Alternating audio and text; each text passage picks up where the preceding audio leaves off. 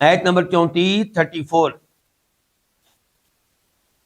ولا ينفع، اور نہیں فائدہ دے گی تم کو نصحی، میری نصیحت، یا کا میں نا میری نصح میں نا نصیحت، ان اگر اردتو میں چاہوں، ان یہ کہ انصحا میں نصیحت کروں، لکم تمہارے لیے تمہیں، ان کان اللہ اگر اللہ تعالیٰ یرید چاہتا ہو، ان کے یغویہ گمراہ کرے کم تمہیں، ہوا وہی ربکم تمہارا رب ہے، وَإِلَيْهِ اور اسی کی طرف ترجعون تم لٹائے جاؤ گے۔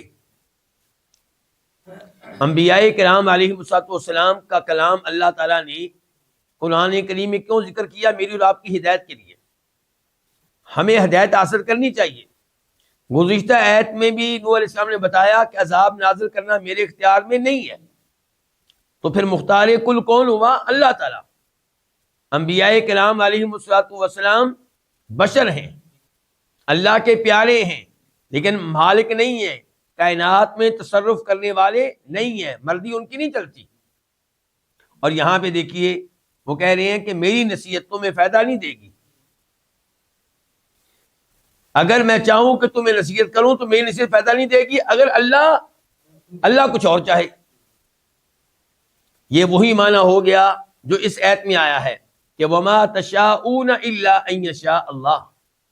اللہ تعالی نے کہا ہے کہ انسان کی مشیت، انسان کی مرضی تب چلتی ہے جب اللہ کی مرضی ہو، اللہ کی مشیت ہو۔ جہاں پہ انسان کی مشیت ہو کہ وہ ہدایت حاصل کرے اور اللہ کی مرضی ہو کہ نہ حاصل کرے، وہ ہدایت حاصل نہیں کر سکتا۔ ہدایت کا مالک اللہ ہے، اس لیے اللہ کو راضی رکھیں، اللہ سے دعا مانگے کہ اللہ مجھے ہدایت دے، اہدنا الصراط المستقیم، اور جب ہدایت آئے تو اس کی قدر کریں، اسے ریجیکٹ نہ کریں، ورنہ کہیں اللہ تعالیٰ دلوں پہ مہر نہ لگا دے۔ اور یہاں پہ مہر لگنے والی صورتحال پیدا ہو چکی ہے۔ تو نوح علیہ السلام کہہ رہے ہیں کہ اگر میں تمہیں نصیحت کرنا چاہوں تو میری نصیحت تمہیں فائدہ نہیں دے گی، اگر اللہ تعالیٰ چاہے کہ تمہیں اس نصیحت سے محروم رکھے، تمہیں ہدایت سے محروم رکھے۔ تو نوح علیہ السلام بتا رہے ہیں کہ ہدایت کے معاملے میں میری مرضی نہیں چلے گی، عذاب کے معاملے میں بتایا میری مرضی نہیں چلے گی، ہدایت کے معاملے میں کیا ہے؟ میری مرضی نہیں چلے گی۔ اور یہ وہی مفہوم ہے جس کا تذکرہ اللہ تعالیٰ نے ہمارے نبی کی مناسبت سے کیا ہے کہ انک لا تہدی من احببت ولکن اللہ یہدی من یشاء، کہ ہدایت کا مالک اللہ ہے۔ اور میں اور آپ جانتے ہیں ہدایت کے کتنے معنی ہوتے ہیں؟ دو، ایک ہدایت رہنمائی کر دینا، گائیڈ کر دینا، اور ایک ہے ہدایت توفیق، کسی کو یعنی کہ جنت کے راستے پہ چلنے کی توفیق دے دینا، ایمان قبول کرنے کی توفیق دے دینا، کلمہ پڑھنے کی توفیق دے دینا۔ تو اللہ تعالیٰ کہہ رہے ہیں کہ اے اللہ کے نبی، آپ کے چچا فوت ہونے والے تھے، تو آپ علیہ السلام، بخاری شریف کی حدیث ہے، وہاں پہ گئے، ان کو کہتے رہے کہ آپ کلمہ پڑھ لیں، منت کرتے رہے، درخواست کرتے رہے۔ ابو جہل کہتا رہا نہ، کلمہ آپ نے نہیں پڑھنا، اپنے باپ کے دین پہ آپ نے رہنا ہے۔ تو ابو طالب جو ہے وہ یہ کہتے ہوئے فوت ہوئے کہ میں اپنے والد کے دین پہ فوت ہو رہا ہوں، اور کلمہ پڑھنے سے انکار کیا، بخاری شریف کے الفاظ ہیں۔ اب اللہ کے نبی غمگین ہے، پریشان ہے، تو اللہ تعالیٰ نے کیا آیت نازل فرمائی کہ ہدایت کے مالک آپ نہیں ہیں، یعنی کہ ہدایت توفیق آپ مالک ہیں رہنمائی کرنے کے۔